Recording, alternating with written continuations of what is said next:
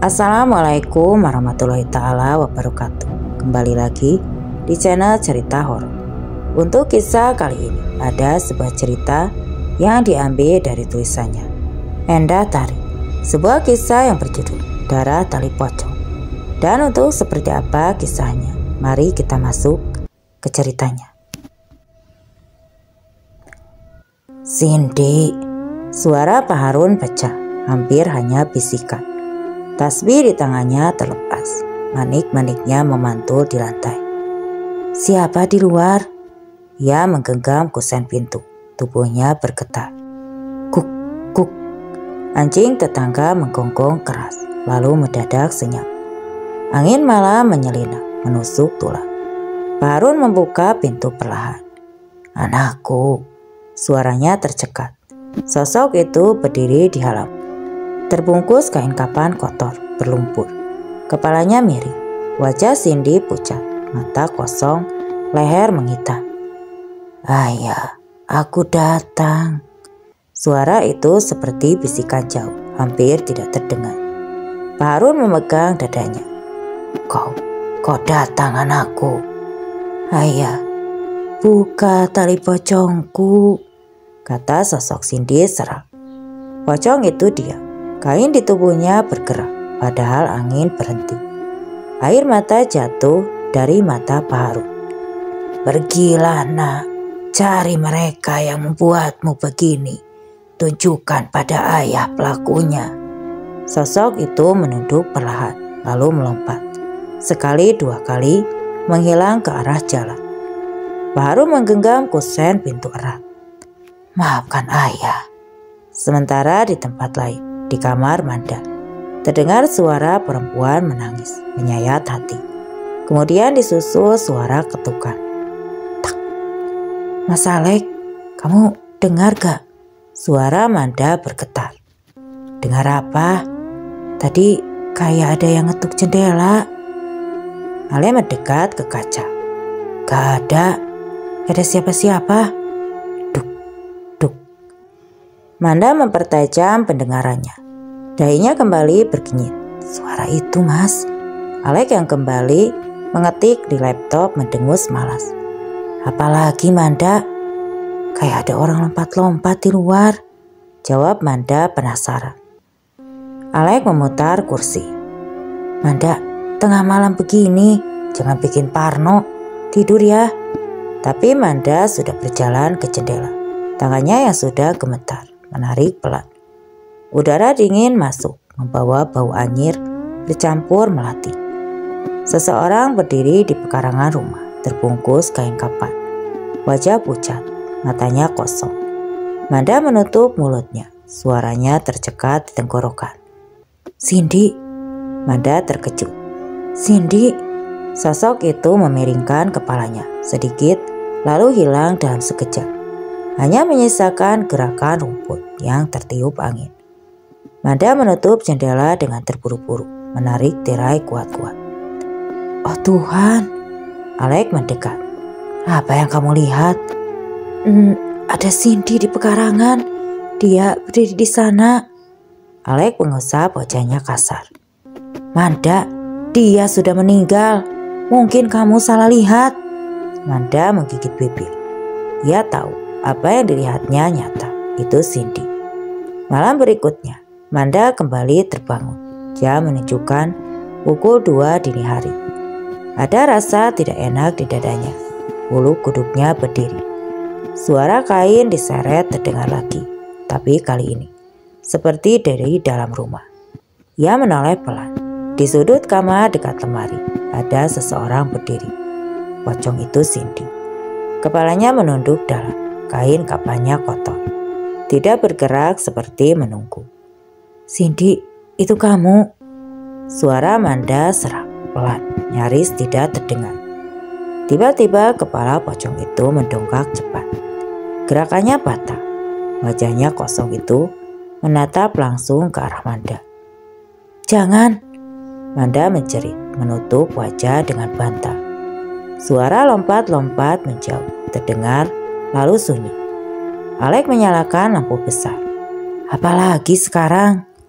Manda gemetar, menuju ke sudut kamar. Dia di sini tadi. Dia berdiri di sini, Mas. Alek memeriksa, tapi kosong.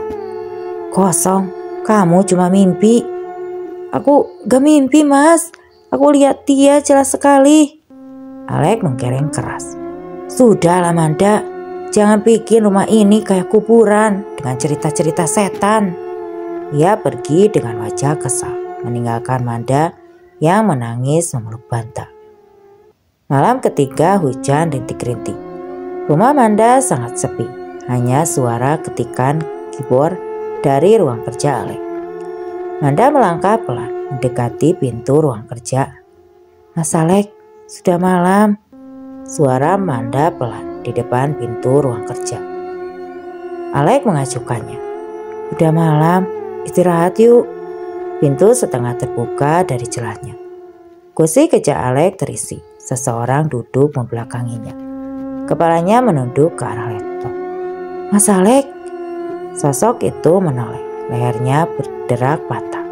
Sosok pocong dengan mata hitam melotot menatap tajam ke arah Manda. Pocong itu menyeringai dan mulutnya bergerak. Diiringi tetesan darah keluar dari sela mulutnya. Kamanda. Suara serak terdengar. Ya Tuhan, Cindy. Manda mundur. Punggungnya menabrak dinding. Dalam sekejap, kursi itu kosong. Kursi berputar pelan seolah baru ditinggalkan. Alek muncul dari arah dapur dengan gelas kopi. Kamu kenapa berdiri di situ? Kayak orang linglung. Ada pocong Cindy, Mas. Jawab Manda tanpa menoleh. Matanya tidak berkedip. Wajahnya pucat. Tubuhnya bergetar. Takut maksudmu apa? Cindy jadi pocong. Aku harus bilang ayah, kata Manda bergetar. Alek meletakkan gelas dengan keras di meja. Manda, cukup. Aku tidak mau dengar lagi tentang pocong atau Cindy. Kamu tahu itu halusinasi. Terlalu memikirkan Cindy. Dia sudah mati. Aku tidak bohong, Mas. Air mata Manda jatuh. Aku lihat sendiri, dia adikku, Mas. Hatiku masih sakit mengingat kematiannya. Pelakunya sudah ditangkap. Mau apa lagi? Jangan terlalu dipikirkan. Bisa-bisa kamu itu stres. Ingat Manda, aku gak mau punya istri stres. Bikin malu. Mas Alek, kenapa kamu gak ada empati sama sekali? Keterlaluan kamu, Mas. Saut Manda. Kemudian pergi meninggalkan Alek di ruang kerjanya. Alek mulai kesal. Kalau begini terus, tidur di rumah ayahmu saja. Aku tidak sanggup. Alek mengangkat tangan, menyerah dan pergi meninggalkan Manda. Sesampainya di kamar, Manda terduduk menangis di tepi ranjang. 3 kali. Dia muncul. Ada apa ini? Batin Manda berkata. Manda menatap jendela. Angin malam membawa aroma melati samar. Cindy, pembunuhmu sudah ditangkap. Kenapa arwahmu belum tenang? Malam itu Manda tidak bisa tidur. Masih memikirkan adiknya yang menjadi pocong. Sore hari sesudah pulang kerja, Alek hangout di kafe bersama Bima, Hari, dan Roni. Akhirnya bisa nongkrong juga. Udah 3 minggu. Bima menyandarkan tubuhnya di kursi kafe, memutar sedotan di tangannya. Alek tersenyum kecil. Tangannya mengaduk kopi. Ya, beginilah kalau udah nikah. Waktunya gak sebebas dulu. Dulu kita bisa nongkrong sampai pagi. Ingat gak pas? Roni menggantung kalimatnya. Matanya sempat melirik Alek. Ada nama yang ingin dia sebut, tapi ditahan. Hah? Udah. Jangan bahas yang dulu. Yang udah lalu, biar saja berlalu, bro. Hari tertawa, mencoba mencairkan suasana. Ayo, pulang. Udah malam. Mereka berpisah di parkiran. Alek tersenyum ramah, melambaikan tangan. Mereka lalu masuk ke mobil. Senyumannya pudar begitu pintu tertutup. Jemarinya mengetuk setir berulang, seperti menahan sesuatu yang mendesak di dadanya. Di rumah Bima, suasana begitu sunyi. dia melempar jaket ke kasur. Suara gesekan resleting terdengar tajam di keheningan malam. Tangannya sudah hampir menyentuh saklar lampu ketika suara mengeluarkan dari arah jendela. Wangi melati tajam menusuk hidung seperti bunga yang dipetik terlalu paksa. Ia menoleh. "Buset, wangi siapa malam-malam gini?" gumamnya. Suara sendiri terdengar asing di telinganya. Lalu terdengar suara isakan terputus-putus seperti seseorang yang menahan sakit di balik tirai malam. "Halo, ada orang?" Bima melangkah ke arah jendela. Jemari meraih tongkat jemuran di sudut kamar. Jantungnya berdetak tidak karuan.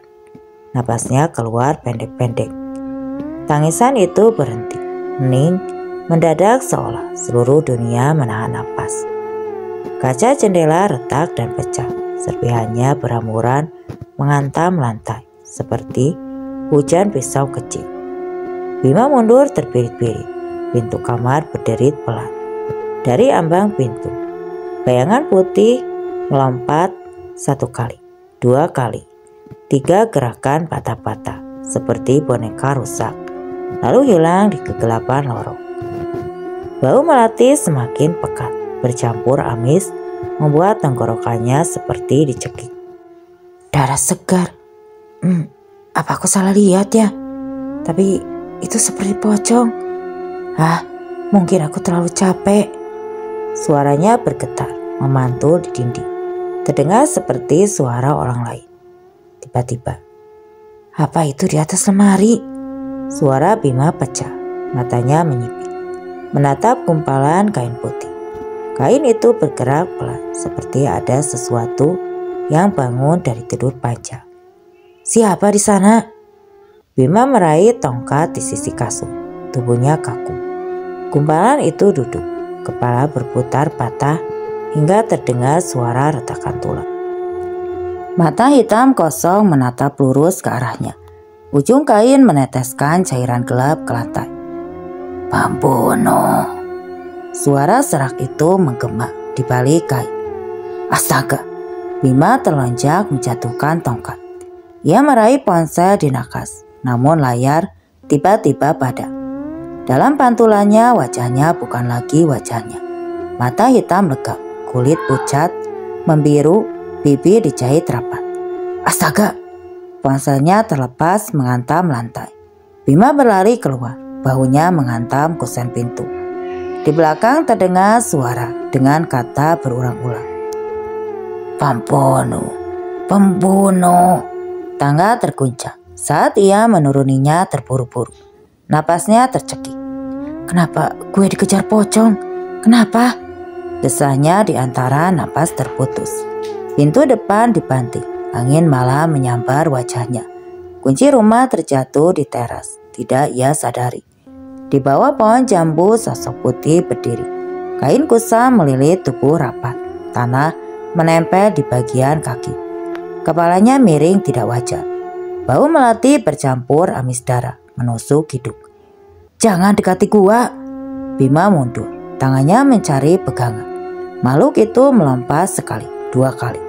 Suara kain bergesek memecah keheningan. Wajah pucat kehijauan itu terlihat jelas. Mata hitam pekat, mulut terbuka dengan gigi penuh lumpur. "Pembunuh! Tolong! Tolong!" Pocong itu lompat lebih dekat. Jarak di antara mereka hilang. Sesuatu yang dingin dan lembab menyentuh bibir Bima. Napasnya berhenti, tubuhnya kaku, lalu ambruk ke tanah. Sosok itu berdiri diam di atasnya, kepala menunduk perlahan, wangi melati bercampur darah memenuhi udara malam. Sementara di rumah Harry, pria itu sedang merebahkan diri di sofa ruang tengah, remote di tangan, televisi menyalakan acara komedi. Tawa dari layar terdengar kontras dengan rumah yang sunyi. "Lumayanlah buat ngilangin penat," gumamnya meneguk minuman kaleng. Tiba-tiba layar televisi berkedip, lalu gelap. Suara statis memenuhi ruangan. Kok mati?" Dia menekan-nekan remote. Suara berat menghentak lantai. Harry menoleh. Sosok putih berdiri di sudut ruang tengah, terbungkus kain kapan lusuh. Kepalanya miring patah. Mata hitam kosong menatap lurus ke arahnya. Bau melati menusuk hidung. Astaga, Tuhan! Harry berloncat, minumannya tumpah ke lantai. Sosok itu melompat mendekat. Setiap bentakan lantai terdengar halus. Jangan mendekat! Harry mundur terburu-buru, tubuhnya menabrak meja. Ada apa? Suara ayahnya dari tangga, ibunya muncul dari dapur. Wajah bingung. Itu di sana pocong. Harry menunjuk ke sudut ruang tengah. Ayahnya melangkah mendekat. Mana? Tidak ada apa-apa. Pocong itu kini tepat di belakang Harry. Duk. Napas dingin terasa di tengkuknya. Harry menjerit panjang. Ibunya berlari memeluknya. Kamu kenapa? Tidak ada siapa-siapa, Nak. Harry masih menunjuk ke sudut ruangan dengan wajah pucat. Sementara aroma melati menyengat seisi rumah. Seolah sesuatu masih berdiri di sana. Tidak terlihat oleh yang lain. Di tempat lain, tepatnya di rumah Roni. Ia baru selesai mandi. Rambutnya masih basah. Ia berjalan ke ruang tamu sambil mengeringkan kepala dengan handuk. Kenapa TV nyala sendiri? Layar menampilkan semut hitam putih. Suara statis menyakitkan telinga. Di atas tangga terdengar suara seseorang menangis. Roni mendongak. Pocong Cindy berdiri di sana. Kepala miring patah, mata kosong menatap ke bawah. Bau tanah basah menyengat. Pocong! Suaranya pecah. Pocong itu melompat. Satu kali hentakannya membuat lantai bergetar. Roni terkejut mundur. Kakinya menginjak handuk basah yang terjatuh. Tiba-tiba, tubuhnya terhempas ke tangga, berguling hingga menghantam lantai. Napasnya tercekat, pandangannya berputar, dan kesadarannya pun hilang. Keesokan harinya siang itu, saat jam istirahat, Bima, Harry, Roni, dan Alec duduk di kafe kecil. Mereka gelisah dan raut wajahnya tegang. Lek, lu harus denger ini ya. Kita diganggu pocong semalam. Bima membuka percakapan dengan suara serak. Alec menaruh ponselnya di meja, senyum tipis di bibir. Kalian serius ngomongin gitu? Hantu? Harry mengangguk cepat. Gue lihat pocong, Lek. Lompat-lompat dalam rumah gue itu nyata. Bener, Lek. Semalam juga rumah gue kedatangan pocong. Dan wajah pocong itu mirip sama adik iparnya Bima. Bima menarik kursinya lebih mendekat. Tatapannya tajam ke arah Alec. Kita bertiga melihat pocong itu. Dan itu Cindy. Kalau memang Cindy jadi pocong karena matinya gak wajar. Tapi apa hubungannya sama kita? Aku merasa tidak punya salah sama Cindy. Kata Bima bingung. Sama, aku juga tidak punya urusan sama adik iparnya Alec. Timpal Roni. Apalagi aku, meski kena Cindy, sebatas say hello saja. Alec tersenyum kaku, tapi jemarinya mengepal di bawah meja. Mungkin cuma halusinasi kalian. Kalian capek kali. Lagi pula yang sudah mati gak akan bangkit lagi. Lek, ini serius. Bima menahan ucapan saat melihat tatapan Alec. Alec berdiri menepuk bahu Bima pelan. Udah, kita ngobrol lain kali aja. Gue harus pulang. Manda pasti nunggu. Alec pergi meninggalkan mereka bertiga yang saling memandang dengan tatapan tegang. Si Alec mencurigakan. Sepertinya dia menutupi sesuatu, kata Bima. Harry dan Roni mengangguk sepakat.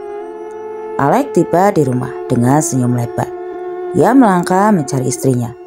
Sayang, kamu di mana? Suaranya terdengar hangat. Manda muncul dari dapur, mengusap tangan dengan lap.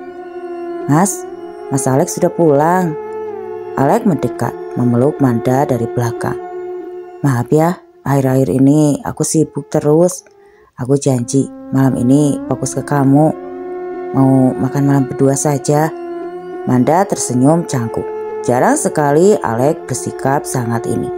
Mereka makan bersama. Alek banyak bercanda, bahkan mencium tangan Manda sambil berkata, "Kamu itu alasan aku kuat kerja." Entah kenapa, Manda merasa ada yang aneh. Ia memperhatikan suaminya. Mata Alek tidak menatapnya langsung, meski mulutnya bicara seperti menyembunyikan sesuatu. Setiap kali ponsel Alek berbunyi, ia buru-buru mematikannya. Malam itu Manda duduk di teras pekarangan kosong. Angin membawa aroma melati. Samar membuat bulu kuduknya berdiri. Alek muncul di pintu, tersenyum hangat. "Ngapain di luar? Udah malam, masuk yuk." "Aku lagi kangen Cindy, Mas. Kasihan, dia harus meninggal dengan cara seperti itu." "Itu sudah takdir adikmu, ikhlaskan ya. Ayo tidur, udah malam." Sepasang suami istri itu masuk ke dalam rumah tanpa mereka sadari. Dari atas pohon mangga ada pocong Cindy yang memperhatikannya. Malam itu hujan rintik-rintik membasahi atap rumah. Harry baru saja pulang lembur, tas dilempar ke kursi. Tubuhnya lelah, ingin tidur. Namun suara tangisan seorang perempuan di luar pintu membuatnya tertegun. Siapa yang menangis? Apa Bima yang menangis? Angin berhembus dari sela-sela jendela. Bau melati menyelinap masuk, menusuk hidung Harry. Dia membuka sedikit tirai jendela. Pocong berdiri di halaman, kepala miring patah ke kiri. Mata kosong menusuk. "Astaga, pocong itu lagi," bisiknya. Pocong itu hilang dalam sekejap. Harry panik, mematikan lampu dan bersembunyi di bawah meja. Tangannya gemetar. Ia menelepon Bima. "Bim, gue diganggu lagi. Sumpah, ada pocong di depan kamar gua. Wajah pocong itu mirip Cindy. Apa dia datang lagi?" Suara Bima langsung serius. "Gue gak bohong, Bim. Sumpah, tolongin gue." Pintu kamar berderit terbuka sedikit. Sebuah kain kapan panjang terbang masuk bergerak, seperti ada yang mengendalikan. "Apa itu?" bisik Harry. Wajahnya pucat. Dari bayangan pintu, pocong Cindy sudah berdiri di dalam kamar. Diam. Pocong meloncat 1 kali, 2 kali tanpa suara.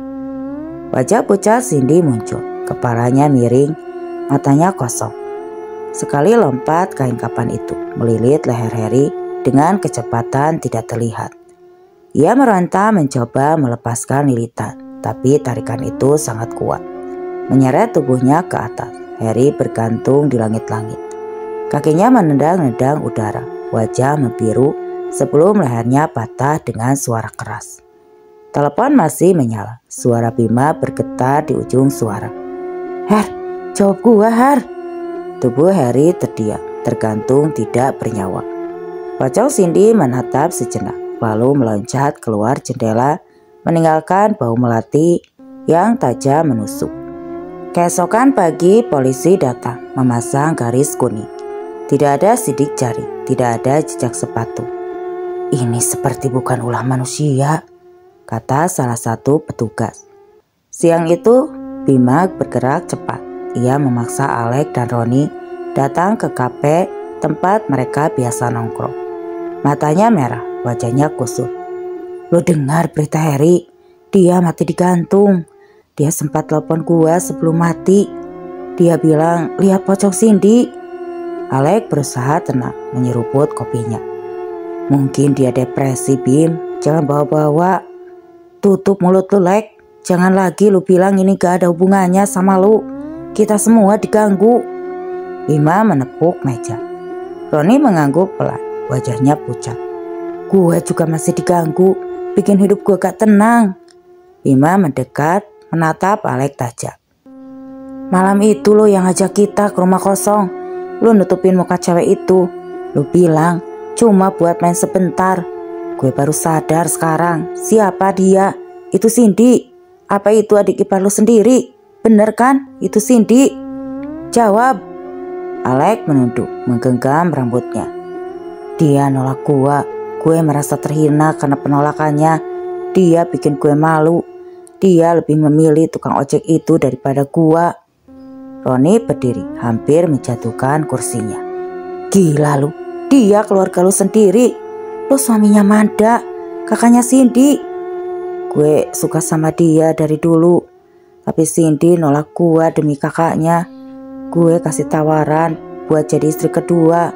Dia nolak dan hina gue. Jadi gue kasih dia pelajaran. Alek membanting gelas. Bima meninju meja hingga gelas terlempar. Lu gila, Lek, gak waras. Karena lu hari mati, kita semua diganggu. Lu tahu gak?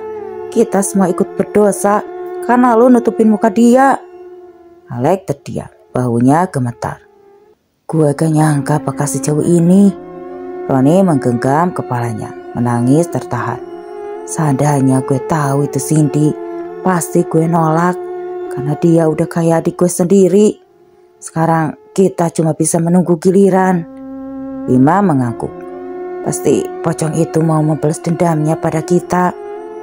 Malam itu Bima memutuskan tinggal bersama di rumah Roni. Hujan mengguyur deras, memantul di kaca jendela rumah sederhana milik Roni. Semua tirai ditutup rapat, lampu menyala terang di setiap sudut. Bau kopi instan memenuhi ruangan. Bima duduk di sofa menatap layar TV yang mati. Ran, kalau kita mati, gue cuma mau orang tua gue gak lihat mayat gue kayak Harry. Ucapannya setengah bercanda, tapi suaranya serak. Roni memijat kening. Jangan ngomong gitu, Bim.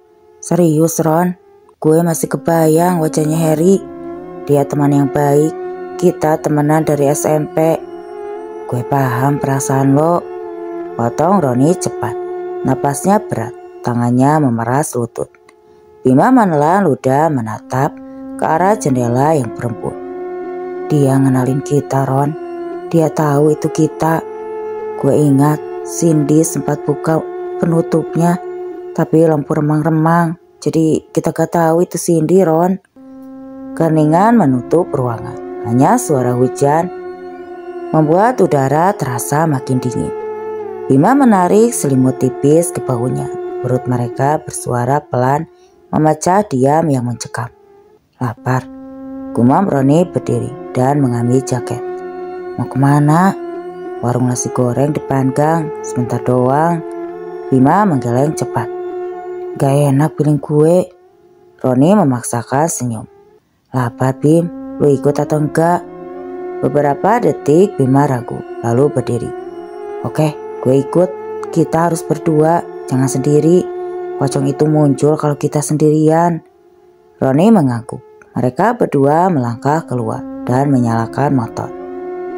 Jalanan kampung sunyi, hanya lampu jalan redup dan bayangan pepohonan basah. Hujan tipis masih turun. Aroma melati tiba-tiba menyergap begitu kuat hingga menusuk hidung. Roni menoleh sekilas.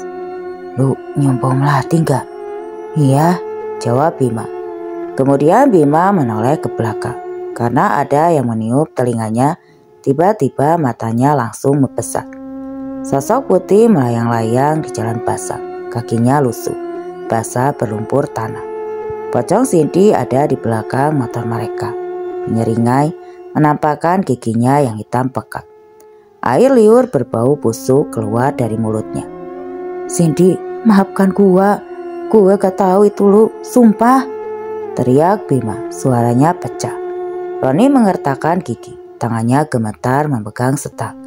Iya, maafin kami, jeritnya. Napasnya tersenggah. Pocong itu berhenti sejenak, kepalanya miring patah dengan suara krek yang membuat bulu kuduk merinding. Matanya kosong, menatap tajam, seolah menimang sesuatu. Lalu ia bergerak lagi. Lompatannya makin cepat. Pegangan, Bim. Roni memutar gas sekuat tenaga. Motor meraung. Ban membersihkan air. Bima memeluk pinggang Roni erat-erat. Jantungnya berdetak liat. Dia masih ngikutin, Ron. Gue lihat dari kaca spion. Astaga, jangan lihat lagi. Mereka melaju kencang di jalan becek. Tiba-tiba sorotan lampu truk dari arah berlawanan menyilaukan mata. Roni hanya sempat memekik. Pegangan. Brak.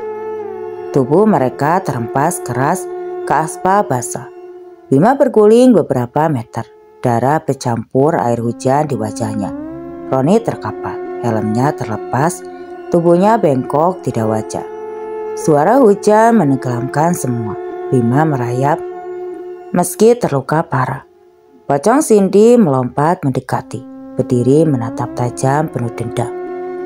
Pembunuh. Kemudian melompat, menginjak tubuh Bima yang lemah tidak berdaya. Suara tulang patah terdengar keras. Jeritan keras keluar dari mulut Bima, bercampur dengan hujan yang turun deras. Pocong Cindy berdiri diam. Kain kapan bergetar ditiup angin. Kepalanya miring lagi, matanya tetap kosong. Beberapa detik ia menatap tubuh kedua pemuda itu, lalu meloncat pelan ke kegelapan meninggalkan bau melati yang menusuk. Keesokan paginya, berita dari televisi membuat tubuh Manda mendekat. 2 pemuda tewas dalam kecelakaan motor dini hari tadi. Korban bernama Bima dan Roni. Manda menoleh pada Alek yang duduk santai di meja makan menyeruput kopi. Tidak ada ekspresi sedih di wajahnya. Mereka ketakutan sendiri, akhirnya celaka, ucap Alek tenangnya. Seolah itu bukan hal yang besar. Manda melototinya. Maksud kamu apa, Mas? Alek menatap sebentar lalu mengalihkan pandangan. Ah, lupakan, aku lagi kurang fokus. Manda hanya terdiam, namun dadanya terasa berat. Ada sesuatu yang tidak beres dengan nada suami barunya itu. Pagi itu Alek bersikap terlalu manis. Ia memasak sarapan sendiri lengkap dengan telur mata sapi dan roti panggang yang tersusun rapi di piring. Bahkan ia menyuapkan makanan ke mulut Manda. Kamu kok manis banget hari ini? Tanya Manda mencoba tersenyum. Walau perasaan tidak enak menekan dada. Alek menatapnya dan tersenyum tipis. Aku cuma sayang sama kamu. Tapi senyum itu tidak sampai ke matanya. Setiap kali Manda memalingkan wajah, ia bisa merasakan tatapan kosong Alek, dingin seperti orang lain yang mengenakan topeng wajah suaminya. Apa yang sebenarnya terjadi pada Alek? Pikir Manda. Bulu kuduknya meremang. Siang itu ia memutuskan pergi ke rumah bapaknya.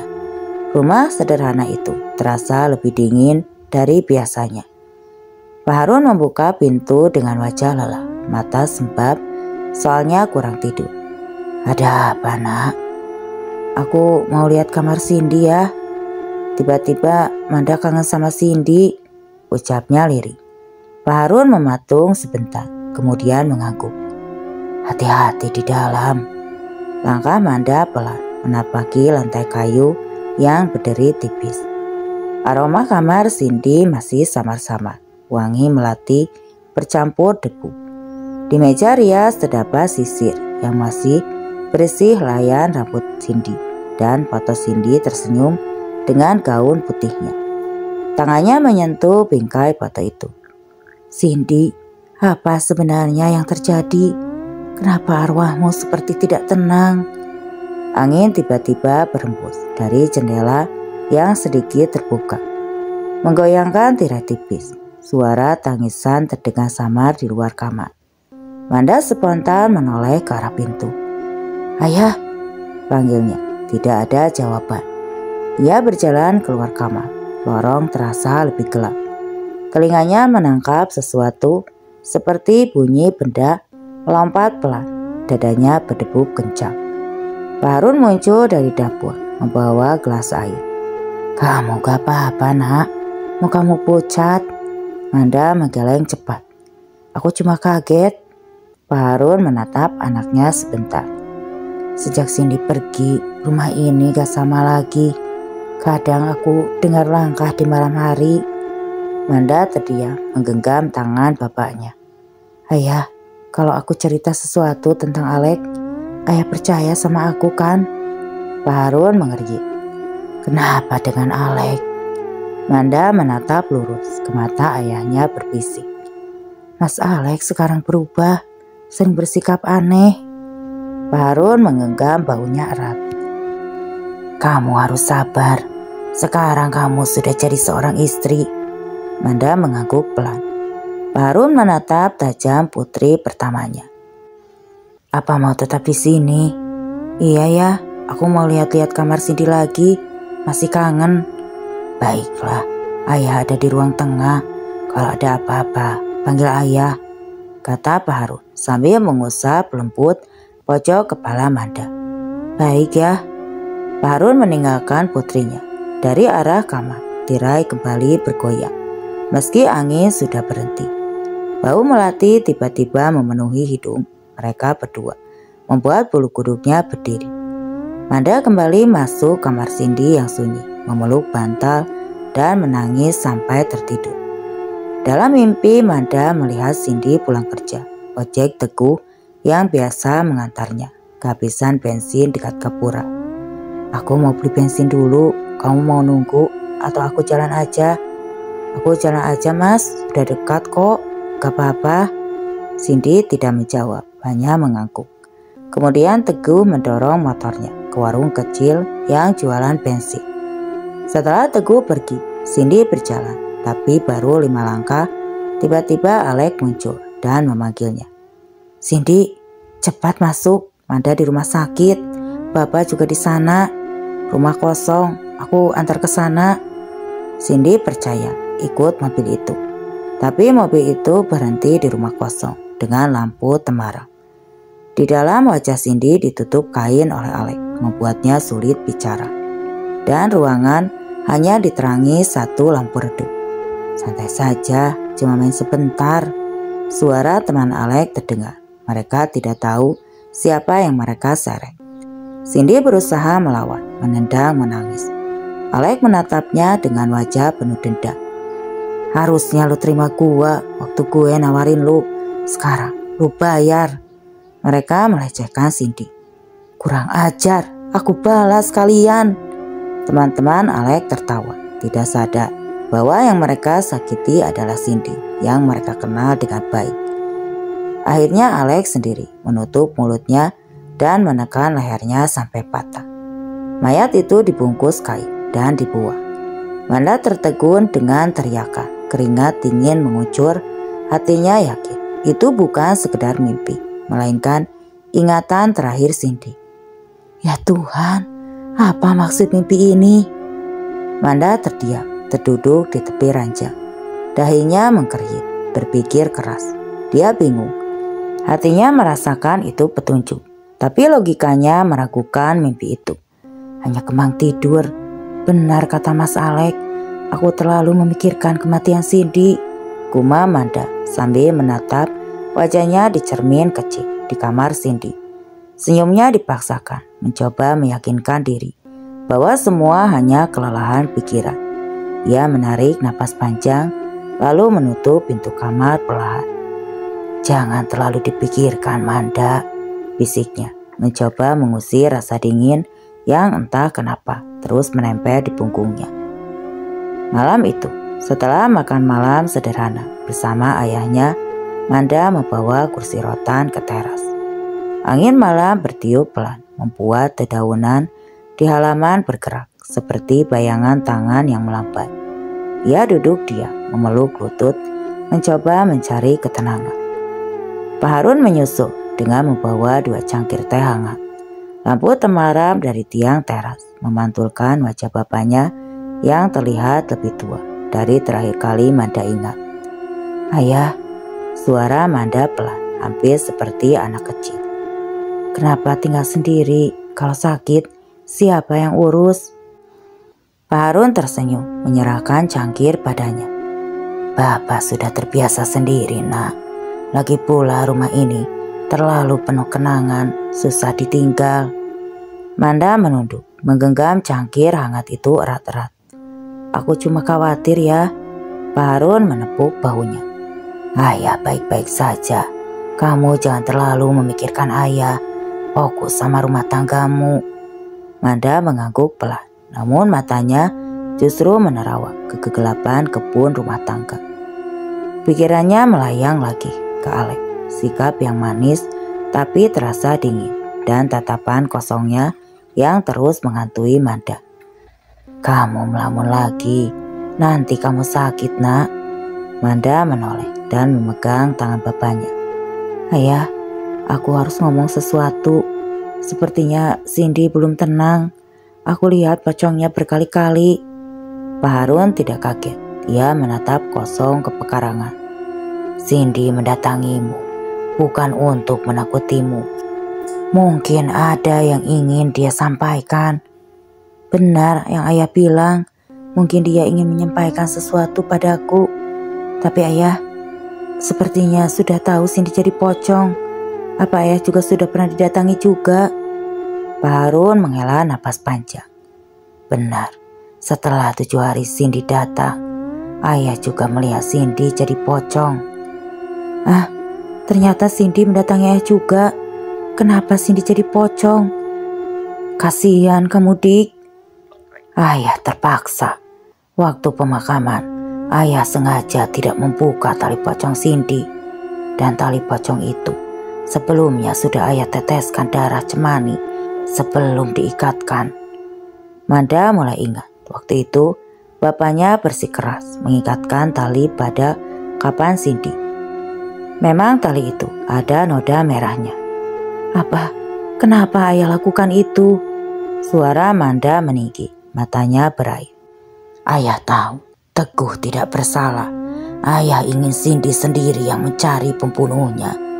Tidak ada orang tua yang rela anak gadisnya mati mengenaskan. Dan ayah belum bisa ikhlas kalau pelakunya masih berkeliaran, kata Pak Harun meneteskan air matanya. Manda tertegun, tubuhnya gemetar. Tapi ayah, ini perbuatan gila. Saat itu ayah sangat sedih dan marah, ingin membalas, tapi sama siapa? Kita semua tidak tahu siapa pelakunya, cuma Cindy yang tahu. Tapi apa mayat bisa menunjukkan pelakunya? Manda menggeleng. Dia bisa memahami betapa hancur hati bapaknya menyaksikan kondisi mayat anak gadisnya saat ditemukan. Nanti, setelah Cindy sudah menemukan semua pelakunya, ayah akan membuka tali pocongnya. Malam itu, gerimis tipis menutupi kaca depan mobil Alek. Ia menepi di SPBU menyerahkan uang ke petugas. Isi pul ya, petugas mengaku mengisi tangki. Bau bensin bercampur udara dingin membuat Alek merapatkan jaket. Tangki penuh, nih kembaliannya pak. Alek menoleh, petugas berdiri kaku, wajahnya pucat. Rahangnya miring tidak wajar. Dalam sekejap, tubuhnya tertutup kain kapan lusuh. Kepalanya terkulai dengan suara krak. Koin dan uang kertas jatuh ke tanah. Alek menjerit, menghantam pedal gas. Mobil melesat dan mendecit di aspal. Dari kaca spion, pocong itu masih berdiri, menatapnya tanpa berkedip. Ponselnya bergetar di dashboard. Aku nginep di rumah ayah, isi cat Manda. Alek menelan ludah. Kalau aku sama mereka mungkin aman, gumam Alek. Tikungan berikutnya sunyi, hanya kabut tipis dan lampu jalan redup. Alek melirik spion kursi belakang, tidak lagi kosong. Pocong Cindy duduk diam, kepalanya miring patah. Mata kosong tepat menatapnya. Pergi dari mobil gua. Alek menginjak rem, mobil oleng menghantam pembatas jalan, hampir terbalik. Pocong itu lenyap seketika. Alek terengah. Tangan gemetar di setir. Duk. Suara keras menghantam atap mobil. Kepala pocong Cindy tiba-tiba menjulur dari samping kaca jendela. Wajahnya hanya sejengkal dari wajah Alek. Alek menjerit, tancap gas tanpa arah. Di rumah Pak Harun, Manda menuangkan teh di teras. Suara mobil Alek terdengar tergesa memasuki halaman. Mas, kamu gak apa-apa? Tanya Manda saat Alek masuk. Wajahnya kacau dan basah oleh keringat. Alek hanya menatapnya dengan mata liar. Kamu beneran Manda kan? Mas, kenapa sih aku ini? Brak. Pandangan Alek mendistorsi Manda. Di pantatnya hanya ada pocong Cindy, kain basah darah. Wajahnya rusak. Jangan dekat-dekat. Alek mundur menabrak kursi. Pak Harun keluar dari kamar. Ada apa ini? Namun di mata Alek, Pak Harun berubah menjadi pocong Bima. Darah menetes dari pelipisnya. Kalian semua hantu, jauh. Alek menutup wajahnya, sujud di lantai. Alek, lihat aku. Manda mengguncang bahunya. Ini aku, Manda. Alek menangis, tubuhnya gemetar. Tidak, kau Cindy, kau membalas dendam. Aku salah, tapi aku gak sengaja bunuh kamu. Aku cuma mau bikin kamu malu karena nolak aku. Sungguh, aku gak sengaja, Cindy. Pak Harun terpaku, wajahnya kaku. Jadi kamu penyebab kematian Cindy? Pak Harun marah besar, tangannya akan memukul Alek. Tapi dengan sigap, Alek menangkis dan mendorong keras bapak mertuanya. Ayah, kurang ajar kamu Mas, teriak Manda. Lampu teras tiba-tiba berkedip, jendela terbanting sendiri. Bau melati menyengat hidung. Di pojok ruangan, pocong Cindy berdiri, nyata menatap Alek tanpa berkedip. Alek menjerit, memeluk kaki Manda. Maafin aku, tolongin aku suamimu Manda, tolong aku. Manda tidak bergerak, bibir dia membisu, dadanya sesak. Aku salah, maafin aku. Manda terpaku, tangannya gemetar. Kamu yang bunuh Cindy Mas, karena dia nolak kamu. Alek mengangguk menangis. Dia suka tukang ojek itu, aku gak terima. Manda tertegun mendengar pengakuan Alek. Kamu tega sekali sama adikku. Kamu tega sama aku. Dasar pengkhianat. Aku akan lapor polisi malam ini juga. Alek menatapnya dengan mata merah. Rahang mengeras. Kamu gak akan lapor polisi Manda. Aku suamimu. Kamu pikir aku mau masuk penjara gara-gara kamu? Manda mundur mencari ponselnya di meja. Jangan sentuh aku Alek. Alek melangkah cepat, merebut ponsel itu dan menghentakkannya ke lantai hingga pecah. Lepasin aku! Manda berteriak, mencoba kabur ke pintu. Alek menarik rambutnya kasar, mendorongnya ke dinding. Kalau kamu buka mulut, kamu bakal nyusul Cindy, katanya dengan wajah penuh kebencian. Saat itu udara mendadak dingin, lampu di ruang tamu berkedip-kedip. Apa itu? Alek menoleh, wajahnya langsung pucat.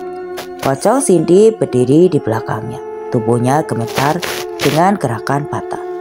Kepala menunduk, lalu mendongak cepat. Cindy, ampun, gue salah, gue gak sengaja. Alek gemetar mundur. Pocong itu melompat sekali, berada tepat di depan Alek, menatap dengan mata kosong, tapi penuh amarah. Alek berteriak histeris. Lepaskan Manda. Mundur sampai tersandung kursi dan jatuh. Jangan bunuh aku. Pocong itu mengangkat kepalanya. Kain kapa di lehernya terurai sedikit, seperti memberi tanda. Alek menjerit, memegang kepala. Ampun Cindy, ampun. Tubuhnya terguncang hebat, seperti ada tenaga tidak terlihat yang menekan ke lantai. Manda terpaku di sudut ruang, menutupi mulutnya. Ya Tuhan, Cindy. Pak Harun berdiri dengan mata basah. Suara parang. Nah, cukup. Dia sudah mengaku kalau kamu sudah dapat keadilanmu. Pocong Cindy berdiri kaku di pojok ruangan. Kain kapanya basah oleh tanah. Kepalanya miring pelat. Matanya yang hitam legam menatap ke arah Pak Harun. Suasana hening beberapa detik. Hanya suara napas terputus-putus dari Alek yang masih memeluk kaki Manda. Perlahan kepala pocong Cindy menoleh sepenuhnya ke arah ayahnya. Suara serak keluar dari mulut yang hampir tidak bergerak. Pak Harun mundur setapak, wajahnya pucat namun tidak menghindar. Cindy, nak, itu kamu. Suaranya bergetar. Tiba-tiba pocong Cindy menjerit melengking. Suaranya seperti besi beradu. Angin dingin menerpa seisi rumah. Lampu temaram berkedip liar. Tubuh Alek terlempar ke belakang, menghantam tembok dengan suara duk keras. Darah langsung mengalir dari pelipisnya dan tubuhnya terkulai tidak sadarkan diri. Manda menjerit. Alek, dan berusaha mendekat. Tetapi langkahnya terhenti. Melihat pocong itu, kini berbalik ke arah Pak Harun lagi. Suara Cindy serak patah-patah, namun jelas. "Pak, bukakan tali pocongku." Air mata hitam keluar dari sudut matanya, mengalir di pipi pucatnya. "Sakit, Pak. Aku gak bisa pergi." Pak Harun menutup mulutnya, matanya berkaca-kaca, tubuhnya gemetar. Tetapi ia maju satu langkah. "Iya nak, besok pagi ayah akan bukakan. Maafin ayah." Pocong Cindy menunduk sedikit, seperti mengangguk, lalu melompat mundur ke sudut gelap ruangan. Bau melati semakin pekat sebelum sosok itu perlahan lenyap, meninggalkan dingin yang menusuk tulang. Pagi itu makam Cindy dibongkar. Tali pocong yang selama ini masih terikat dibuka oleh Pak Harun dengan tangan gemetar. "Maafin ayah nak, kamu sudah lakukan yang ayah harapkan. Sekarang tenanglah." Suaranya bergetar. Ustadz Ramdan membacakan doa panjang. Angin berembus pelan. Kain kapan yang terlepas bergerak sedikit, seperti ada yang menyentuh. Sosok pocong Cindy muncul sekali lagi di sisi makam. Kali ini dengan wajah damai, menatap ayahnya sebentar, lalu memudar perlahan dalam kabut tipis. Manda duduk di tepi makam, menangis, memegang nisan adiknya. "Aku janji Cindy, aku akan baik-baik saja. Kamu sudah tenang sekarang." Pak Harun menatap langit, istirahat lelah. Desa kembali tenang, namun sebelum pulang, Manda menoleh ke kebun kecil dekat makam dan melihat kain putih tertiup angin di pepohonan. Entah kain itu nyata atau hanya bayangan, tapi Manda tersenyum tipis. "Pulanglah dengan damai, Dik." Manda mengajukan gugatan cerai pada Alek. Kini Alek mendekam di penjara dan Teguh pun dibebaskan karena terbukti tidak bersalah. Dan cerita pun selesai.